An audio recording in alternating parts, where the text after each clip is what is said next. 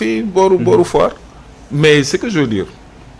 ok nee nañ dañuy dissoudre Pastef ok d'accord y a pas de problème bu ñu dissoudre Pastef kon nit amatul droit sol t-shirt bu ñu dessiner juste Sonko. loolu c'est insensé. Pastef mun nañ changer tur bi. nekkaat beneen parti Pastef ak ñaari F par exemple. loolu si man. ce n'est plus Pastef changer couleur yi. au lieu nga def rouge vert nga def jaune vert par exemple wala jaune bleu. ce n'est pas ça qui va faire que ni ça va disparaître non non gis nga li nga xamante ne moom moo am nii sanu dafa am lu bees lu mu wane lutte bi man bi ma gisee Ousmane Sonko dem Casamance gis jeunes yi barricadé kër gi ba kenn mënul dem kenn mënul dikk ba moment bii may wax ak yow question may posé wu mooy quelle va être la réaction de la Casamance si jamais il y a quelque chose qui se passe surtout Ziguinchor. parce que Casamance ba léegi dalul ah Ziguinchor moom nit ñi dañ koy fàtte nag. c'est la oui malheureusement nit ñi dañ koy fàtte. Ziguinchor c'est dara ñoom bu leen neexoon dara du fa dox. qu'est-ce qui va se passer est-ce que armée bi day wàcc ci tali bi pour jéem a réprimander jeunes yi qu'est-ce qui va se passer. donc la vraie question mooy effectivement bu ñu jàpp Sonko bi mun na régler benn problème mais li muy foyer de tension yi muy tijji ñoo ko. ok mami xiifalu Ousmane Sonko bi d'accord nga ci ñu bëri ñu ngi koy ñaan nag ne ko na ba. waaw ñi koy ñaan moom xam naa ne dañuy waslu àq rek. waaye Ousmane Sonko ku ko xam ci ni mu tàmm doxalee ci wàllum politique xam ne c'était prévisible d'ailleurs il a entamé sa grève de faim bien avant muy dugg prison Sébikotane période bi ñu waree juger tribunal et tout ça ci la ñu annoncé ne il a entamé une grève de faim donc c'est quelqu'un boo xamante ne en fait personnalité am c'est pas une personne qui se laisse faire nekkul koo xamante ne maanaam da nga koy def mu bàyyi noonu mu sedd ak yooyu nit la koo xamante ne dans sa posture ci li mu nekk dafa mës a constant par rapport ak stratégie de lutte bi nga xam ne moom lay entamé et ça m'aurait étonné le contraire m'aurait étonné que ñu dugal ko prison nga xam ne dëgg-dëgg xeex na ba mënatul a xeex ba tëj nañ ko ci kaso te mënatu ci dara et que mu toog noonu rek croiser les bras di xaar situation bi changer il a compris que tey jii bu bëggee dara il faut que moom mu jaral ko dara. mais est-ce que c'est pas trop risqué il le sait que c'est risqué il sait que c'est risqué Pape Alé bi muy entamé grève de faim pour la deuxième fois parce que la première fois aussi grève de faim moo ko génne woon bi mu koy entamé nii xamoon nañ ne état de santé baaxul mayu ko te il le savait pertinemment mais n'empêche il a continué sa grève de faim mu jural ko liberté provisoire donc Ousmane Sonko aussi il est dans cette stratégie là boo xam ne forme de guerre la et puis qu'est-ce qui explique le fait que moom mu tàmbali ko ñëpp def la même chose loolu itam question bu nit war a mën a poser wu la tout le temps je ne pense pas que mu nekk nit koo xamante ne dafay bàyyi et puis la contradiction un peu bi nga xam ne xëy na peut-être je la prends sur le plateau que wax nañu ne ñàkk naan bi moo ko jural début d'insuffisance rénale le ministre de la Justice Ismaïla Madior Fall en nous expliquant dans sa théorie que dafa am une grève totale et une grève de la faim partielle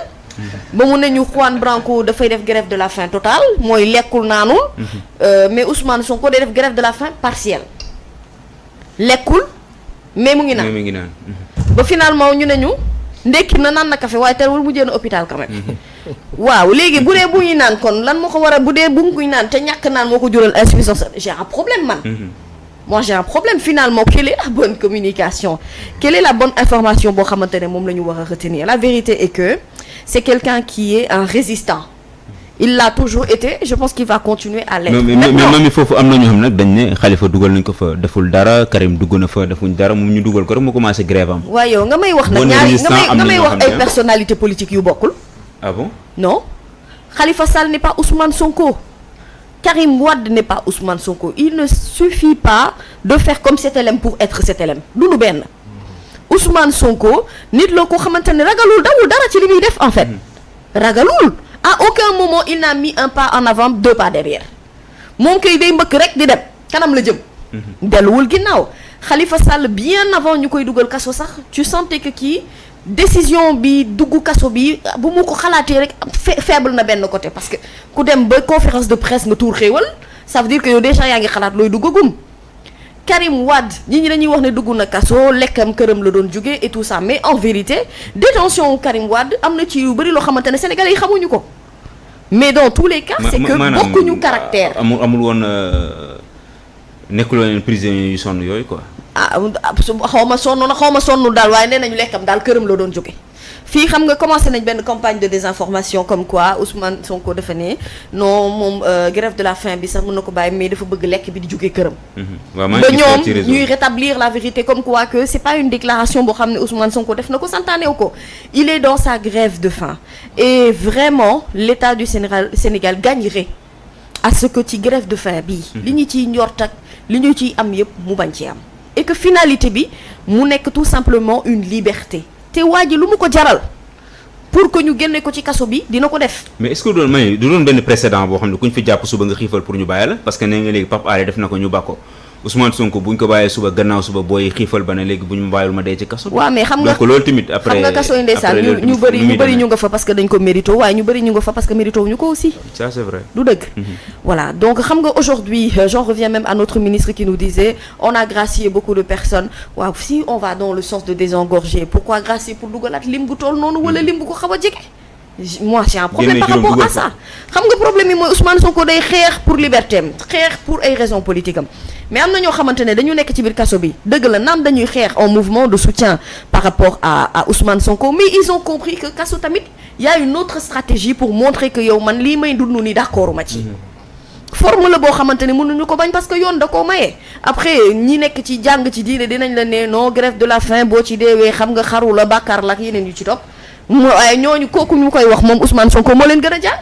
xam na ko ni il est conscient de ce qu'il fait il prend la mesure de grève de faim bi muy def ni li mu ko war a mën a jural ci wér gu yaramam diineem lu mu ci wax xam na ko bu baax a baax mais sauf que pour man c'est une stratégie qu'il a adoptée parce qu'en réalité est-ce que waa ji il a vécu des injustices moi je te dirais oui est-ce qu'il mérite le sort bi mu am tey moi je dirais non parce que tout simplement dëgg la naam il a ramené une autre forme de politique mais en vérité quelqu'un ne peut pas se réclamer patriote ne da nga bëgg sa réew et que par la suite ngay doxal beneen doxalin boo xamante ne ça va à l'encontre du patriotisme. ok c'est important Cheikh Ousmane nga ñëw sa grève de la faim Ousmane Sonko bi. waaw xam nga loolu warul bett kenn man wax na ko sànq ki def testament moom mu grève de la faim warulaa bett ki def testament ci combat politique na la def naa sama testament tàggu naa sama yaay mooy kooku moom pare na joxe bakkanam ci lutam bi mu nekk. léegi nag foofu la maam la ñu war a interpeller l'état du Sénégal boo amee cas bu mel comme Ousmane Sonko ci popularité ci influence ci nit ñi mu taxaw na la man combat bi ma ne nii pare naa ci joxe sama bakkan est-ce que da nga koy gérer comme ni ngay gérer cas yi foofu la laaj bu war a nekk parce que bu diglu discours boobu musta dégg ci homme politique pare naa jox sama bakkan gi joxe naa ko te mu leer leen kii li muy wax làmbantuwul lu mu gëm la mais kooku dafa am nooy demeek moom fam nooy demeek moom Ousmane moom il ira jusqu'au bout nit ñi ñaan ko bañ ko ñaan logique bi mu nekk mami wax na ko xam na conséquences néfastes yi mu am ci santé li ci diine wax xam na ko donc bu mesurer yooyu yëpp ba teg ko ba ne dafay def xëy na am na lu ko ci motiver wala am na lu mu ci wut loolu moom moo ko xam. Cheikh Ousmane ñoom Aliou Tine bañ koy bind bataaxal dañ na ko yow dañ la soxla Afrique daf laa soxla donc sa santé bu melee nenn ni amaana sa bopp li nga naan balaa nga naan naam ne fa. donc loolu tamit est-ce que du mbir moo xamante ne lu jar bàyyi xel la. personnellement su ma sañoon du ko def. mais moom lan la jàpp ni ci ay droit am dañ ko ko xañ ba mu def grève de la faim xam nga loolu tamit laaj la yan condition la nekkee ci kaso bi parce que détenu bi tam am na ay droit am na droit visite am na droit yu bëri. est-ce que droit yooyu yëpp jox nañ ko ko loolu lu jar a laaj la beneen bi lan la jàpp ni moom lañ ko privé moom ba mu indi réponse bi. maanaam ban acte lañ posé ci période de détention mag léegi ba moom mu indi bii dans tous les cas moom li nit ñi wax mooy dëgg Ousmane Sonko ko nit ñi soxla la santé mu affaiblir du lu baax ci moom du lu baax ci réew mi surtout ak stabilité dëkk bi donc je pense que war nañu fexe